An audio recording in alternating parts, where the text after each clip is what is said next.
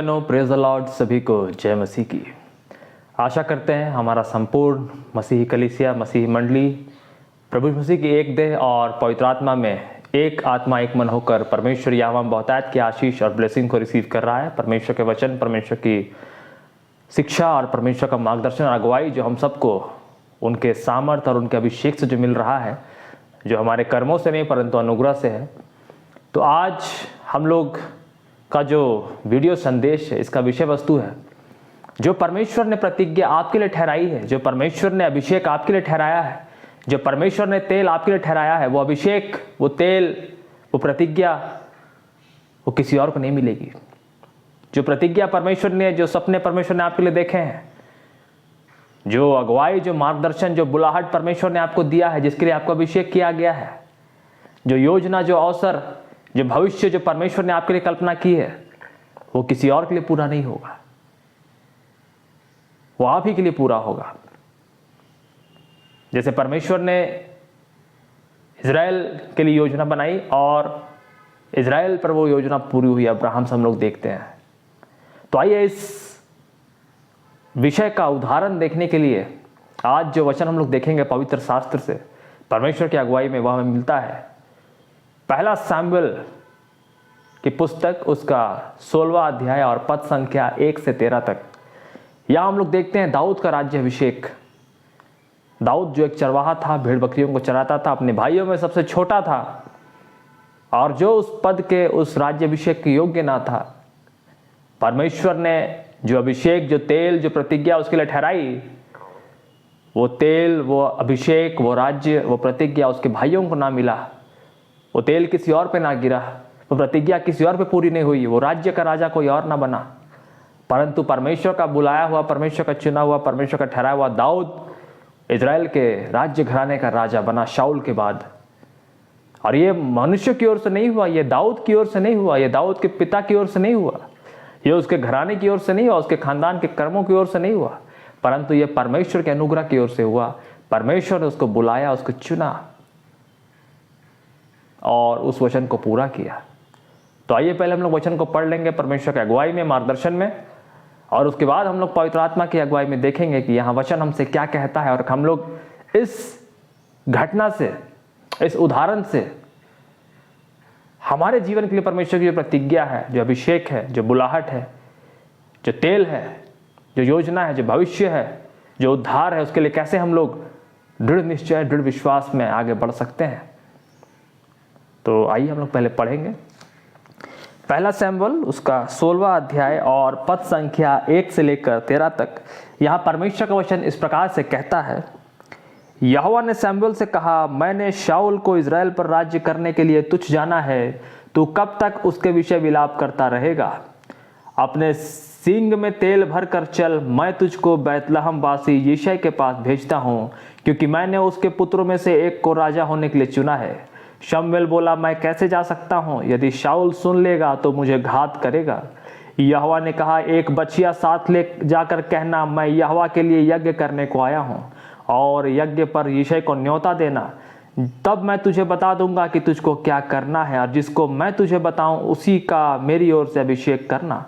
तब शमूएल ने यहोवा के कहने के अनुसार किया और बैतलहम को गया। उस नगर के पुरनिये थरथराते हुए उससे मिलने को गए और कहने लगे, क्या तू मित्र भाव से आया है कि नहीं? उसने कहा, हाँ, मित्र भाव से आया हूँ, मैं यहोवा के लिए यज्ञ करने को आया हूँ। तुम अपने अपने को पवित्र करके मेरे साथ यज्ञ में आओ। तब उसने यिशै और उसके पुत्रों को पवित्र करके यज्ञ में आने का न्योता दिया। जब वे आए तब उसने एलियाब पर दृष्टि करके सोचा, निश्चय यह जो यहोवा के सामने है वही उसका अभिषिक्त होगा। परंतु यहोवा ने शमूएल से कहा, ना तो उसके रूप पर दृष्टि कर, ना उसके कद की ऊंचाई पर, क्योंकि मैंने उसे अयोग्य जाना है। क्योंकि यहोवा का देखना मनुष्य का सा नहीं है, मनुष्य तो बाहर का रूप देखता है, परंतु यहोवा की दृष्टि मन पर रहती है। तब यिशै ने अबीनादाब को बुलाकर शमूएल के सामने भेजा और उसने कहा, यहोवा ने इसको भी नहीं चुना। फिर यिशै ने शम्मा को सामने भेजा और उसने कहा, यहोवा ने इसको भी नहीं चुना। इस प्रकार यिशै ने अपने 7 पुत्रों को शमूएल के सामने भेजा और शमूएल यिशै से कहता गया, यहोवा ने इन्हें नहीं चुना। तब शमूएल ने यिशै से कहा, क्या सब लड़के आ गए? वह बोला, नहीं, छोटा तो रह गया और वह भेड़ बकरियों को चरा रहा है। शमूएल ने यिशै से कहा, उसे बुलाओ भेज, क्योंकि जब तक वह यहाँ ना आए तब तक हम खाने को ना बैठेंगे। तब वह उसे बुलाकर भीतर ले आया। उसके तो लाली झलकती थी और उसकी आंखें सुंदर और उसका रूप सुडौल था। तब यहोवा ने कहा, उठकर इसका अभिषेक कर, यही है। तब शमूएल ने अपना तेल का सिंग लेकर उसके भाइयों के मध्य में उसका अभिषेक किया, और उस दिन से लेकर भविष्य को यहोवा का आत्मा दाऊद पर बल से उतरता रहा। तब शमूएल उठकर रामा को चला गया। यहाँ तक आमीन। तो भाई बहनों, यहाँ हम लोग देखते हैं जब शाऊल परमेश्वर की आज्ञा का, परमेश्वर के बातों का उल्लंघन करता है और अपनी समझ का सहारा लेता है और यहोवा के वचन को, यहोवा की आत्मा को शोकित करता है, तो वो परमेश्वर का बैरी हो जाता है। परमेश्वर का आत्मा उसका विरोधी बन जाता है। और तब परमेश्वर इज़राइल के लिए दूसरा राजा चुन लेते हैं और शमूएल नबी को, शमूएल भविष्यवक्ता को सिंग में तेल लेकर, जो प्रथा थी जिसे राजा चुना जाता था, उस पर अभिषेक करना होता था, वो तेल उंडेला जाता था, जो परमेश्वर के अभिषेक का प्रतीक था, इज़राइल के राजा होने का प्रतीक था, परमेश्वर के अभिषिक्त होने का प्रतीक था। जब वो जाता है तो वहां के लोग उसे मिलने को आते हैं। वे डरते हैं, क्या शमूएल भविष्यवक्ता, क्या शमूएल नबी बैतलहम नगर में आया है, जो कि इतना छोटा सा नगर है, क्या हमसे कोई अपराध हुआ है? वो घबराते हैं। परंतु शमूएल नबी उन पर प्रकट करता है कि यहोवा ने उन्हें यज्ञ के लिए भेजा है। वो यज्ञ यहोवा का यज्ञ है, अभिषेक का यज्ञ है। और जिस घर में परमेश्वर ने शमूएल को कहा था यिशै के घर में, वो यिशै को भी उस यज्ञ में बुलाता है, पुरनियों को भी बुलाता है, प्राचीनों को भी बुलाता है और उसके पुत्रों को भी निमंत्रित करता है, और वे सब शुद्ध होकर, पवित्र होकर, नहा धोआ कर उस यज्ञ में भाग लेते हैं। और तब परमेश्वर का आत्मा जो बल से शमूएल पर था, जो उसके द्वारा भविष्यवाणी करता था, अपनी भविष्यवाणियों को प्रकट करता था, एक एक कर कर यिशै के पुत्र को शमूएल ने देखकर सोचा कि निश्चय ही इनमें से कोई इज़राइल का राजा बनने वाला है, क्योंकि वह कदकाठी में ऊंचे थे, तगड़े थे, लंबे थे। और यिशै के कुछ पुत्र शाऊल राजा की सेना में भर्ती भी थे। हम लोग जानते हैं, हम लोग पढ़ते हैं पुस्तक में। परंतु शमूएल आश्चर्यचकित होता है। परमेश्वर का आत्मा एक एक कर कर शमूएल को कहता है, इनमें से कोई भी नहीं है, इन सातों में से कोई भी नहीं है। परंतु शमूएल को मालूम है कि परमेश्वर ने उसको अभिषेक करने के लिए भेजा है, यिशै के पुत्र को। जब सातों पुत्र आकर उसके सामने उपस्थित होते हैं और हर एक को परमेश्वर नकार देते हैं और कहते हैं कि यहोवा रूप नहीं देखता, तू रूप को देखकर ना सोच कि यह इज़राइल का राजा बनेगा, इनमें से कोई भी नहीं है वह जिसे मैंने चुना है। तब शमूएल नबी परमेश्वर के वचन के अनुसार यिशै से पूछता है, क्या तेरा कोई और पुत्र है? तब सबसे छोटा पुत्र, 8वां पुत्र दाऊद, जो भेड़ बकरियों का चराने वाला था, जिसके बारे में कहा गया है कि वो लड़कपन में था, कम आयु का था, सुंदर था, उसकी लाली झलकती थी और सुडौल था, बालक के स्वरूप में था।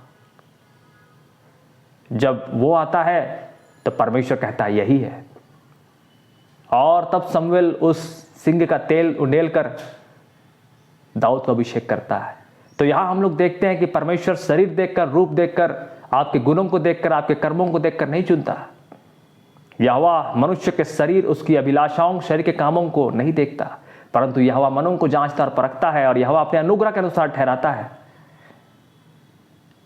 जो दीन है, जो नम्र है, जैसा परमेश्वर ने कहा भी है, बालकों को मेरे पास आने दो क्योंकि स्वर्ग का राज्य इन्हीं का है। परमेश्वर ऐसे लोगों को उत्तराधिकारी ठहराता है, अनुग्रहकारी परमेश्वर अपनी दया, अपने अनुग्रह के द्वारा। तो यहां हम लोग देखते हैं वो सातों पुत्रों को परमेश्वर नकारते हैं और 8वें को चुनते हैं। हम लोग जानते हैं कि 8वां परमेश्वर के खतना, परमेश्वर के अनुग्रह का दिन था, परमेश्वर का ठहराया हुआ का दिन था, क्योंकि परमेश्वर ने उस यज्ञ को पवित्र किया और परमेश्वर ने उन सातों पुत्रों को अपने राज्य का राजा होने के लिए पवित्र नहीं ठहराया, परंतु दाऊद को अपने राज्य का राजा होने के लिए पवित्र ठहराया, उसका अभिषेक किया। और शमूएल भविष्यवक्ता और सारे पुरनिये और दाऊद का पिता यिशै और सारे बैतलहम वासी जान जाते हैं कि यहोवा अनुग्रहकारी है, करुणा निधान है, और वो रूप देखकर नहीं, शरीर देखकर नहीं, इंसान के गुणों को देखकर नहीं। जिस पर इंसान घमंड करता है, संसार के लोग घमंड करते हैं, उनको यहोवा ठुकराता है, परंतु दीन नम्र छोटे लोगों को, जिन्हें लोग उस योग्य नहीं समझते, प्रभु ने ऊंचा उठाता है और अपने नाम में उनका अभिषेक करता है, राज्याभिषेक करता है। तो हम में से हर एक जो बुलाए गए हैं, चुने गए हैं परमेश्वर की इच्छा के अनुसार, परमेश्वर के बुलाहट के अनुसार, हमें चिंता करने की आवश्यकता नहीं है, हमें डरने, हमें भयभीत होने की आवश्यकता नहीं है। जो तेल, जो अभिषेक, जो राज्य, जो बुलाहट, जो प्रतिज्ञा, जो भविष्य, जो सपने परमेश्वर ने आपके लिए ठहराए हैं, हमारे लिए ठहराए हैं, अपनी कलीसिया, अपनी मंडली के लिए ठहराए हैं। जैसा यीशु मसीह ने कहा है, जब एक स्त्री कहती है मेरी इच्छा यह है कि मेरा 2 पुत्र है, एक तेरी दाहिनी ओर बैठे, एक बाईं ओर बैठे, यीशु ने क्या कहा, यह मेरा काम नहीं कि कौन मेरी बाईं और दाहिनी ओर बैठेगा, परंतु पिता जिसने मेरे लिए राज्य ठहराया है, और सब कुछ, सारा राज्य जो उसका है, वही ठहराता है कौन कहाँ बैठेगा, और जिसके लिए तैयार किया गया वही उस स्थान को पाएगा। यह मेरा काम नहीं है। तो परमेश्वर ने ही यीशु मसीह को राज्य दिया, राज्य का राजकुमार ठहराया, राजाओं का राजा, प्रभुओं का प्रभु ठहराया है, और हर एक जो उसके साथ राज्य में भागीदार होंगे, हर एक जो उसके साथ स्वर्ग स्थान में आशीष पाएंगे, वह अभिषेक करने वाला परमेश्वर है। और दाऊद पर की प्रतिज्ञा, दाऊद पर की अटल कृपा जो परमेश्वर ने अपने संतानों पर अनुग्रह के द्वारा किया है, क्या इजरायली क्या आने जाती, सुसमाचार के द्वारा, अपनी बुलाहट के द्वारा परमेश्वर ने अपने आप को जो प्रकट किया है इजराइल पर, और इजराइल के द्वारा सारी जातियों पर, जिनका प्रभु ने अभिषेक किया है, जिन पर प्रभु ने अपनी आत्मा उंडेला है, जिनके लिए प्रभु ने दर्शन देखा है, जिनके लिए प्रभु ने प्रतिज्ञाएं रखी, जिनके लिए प्रभु ने आशीषें रखी, जिनके लिए प्रभु ने बुलाहट रखी, जिन पर प्रभु ने अपना तेल उंडेला है, वह दर्शन, वह भविष्यवाणियां, वह प्रतिज्ञाएं, वह आशीषें, वह अभिषेक, वो राज्य, वो वस्तुएं, वो कल्पनाएं परमेश्वर की, वो टलेंगी नहीं, क्योंकि वह मनुष्य के बल से नहीं हुआ, मनुष्य के रूप से नहीं हुआ, मनुष्य के कर्मों से नहीं हुआ, वो शरीर से उत्पन्न नहीं हुआ, परंतु वो परमेश्वर की आत्मा, उसके वचन के द्वारा उत्पन्न हुआ है, और परमेश्वर उसको अपने अनुग्रह के द्वारा पूरा करेगा। तो हम में से हर एक जो दीन है, विश्वास में कमजोर है, निर्बल दुर्बल है, वह दाऊद के राज्याभिषेक को देखकर ये भरोसा कर सकते हैं कि परमेश्वर ने हमें बुलाया है, चुना है। हम जो इस बुलाहट के योग्य ना थे, हम जो परमेश्वर की प्रजा ठहरने के योग्य ना थे, प्रभु ने दूर दूर के देशों में प्रचार किया, अपने सेवकों के द्वारा, प्रेरितों के द्वारा, भविष्यवक्ताओं के द्वारा, पिता, पुत्र और पवित्र आत्मा का प्रचार हुआ, और हम जैसे लोगों को प्रभु ने ठहराया और चुना है कि हम उसकी महिमा की गवाही दें। और जब प्रभु हमें ऊंचा उठाता है तो प्रभु का नाम ऊंचा उठता है, क्योंकि प्रभु की महिमा में हमारी महिमा होती है, और परमेश्वर का काम और नाम प्रकट होता है कि परमेश्वर ने अपने नाम, अपने काम और अपनी महिमा, अपनी प्रतिज्ञा को बालकों पर प्रकट किया है। और परमेश्वर की सामर्थ्य हमारी निर्बल दुर्बलताओं में ही पूरी रूप से प्रकट होती है। तो हर एक सुनने वाला जो मसीह कलीसिया में बुलाया गया है, विश्वासी है, निर्बल दुर्बल है, अपने भविष्य को लेकर, अपने भूत को लेकर, अपने वर्तमान को लेकर, जो प्रतिज्ञाएं, जो तेल, जो अभिषेक, जो आशीषें प्रभु ने उनके मन में डाली है, उनके मन में जो संदेह है, उसको लेकर वो परमेश्वर भरोसा रख सकता है कि परमेश्वर अपने वचन को अपने तेल के अनुरूप, अपने प्रतिज्ञा के अनुरूप, अपने अभिषेक के अनुरूप, अपनी वाचा के अनुरूप पूरा करेगा। तो हर एक सुनने वाला इस मैसेज के द्वारा बहुत आज की ब्लेसिंग को रिसीव करे, पिता, पुत्र, पवित्र आत्मा बढ़ जाए। सेनाओं का यहोवा हमारी ओर है, हम उसके विश्वास में, उसके अनुग्रह में, उसके सामर्थ्य में, उसके तेल में, उसकी आत्मा बढ़ते जाएंगे। और परमेश्वर का आत्मा जो हम पर हुआ वह अनुग्रह के कारण हुआ है। यह व्यवस्था के समय का बात नहीं है कि परमेश्वर का आत्मा शाऊल पर से टल गया।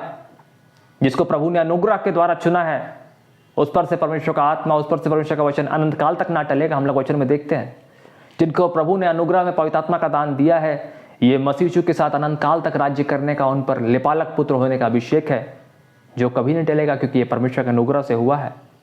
क्या भूत, क्या वर्तमान, क्या भविष्य, क्या प्रधानताएं, क्या हाकिम, क्या स्वर्गदूत, क्या कोई सामर्थ उन्हें परमेश्वर के प्रेम से और उस अभिषेक से, उस अनुग्रह से अलग नहीं कर सकती, क्योंकि ये परमेश्वर की ओर से हुआ है, ना कि उनके कर्मों से।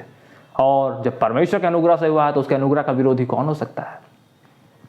तो हर एक सुनने वाला आशावान रहे, विश्वासी रहे, परमेश्वर की प्रतिज्ञा में, अभिषेक में, तेल में और प्रभु में आगे बढ़ता जाए। अपने आप को दीन करे, नम्र करे, अभिमानी ना हो, घमंड ना करें और अपने आप को शून्य करे, छोटा बनाए और परमेश्वर के आगे सौंप दें। और परमेश्वर आपको दाऊद की संतान के समान, इजराइल की संतान के समान स्वर्ग राज्य में ऊंचा उठाएगा। आमीन।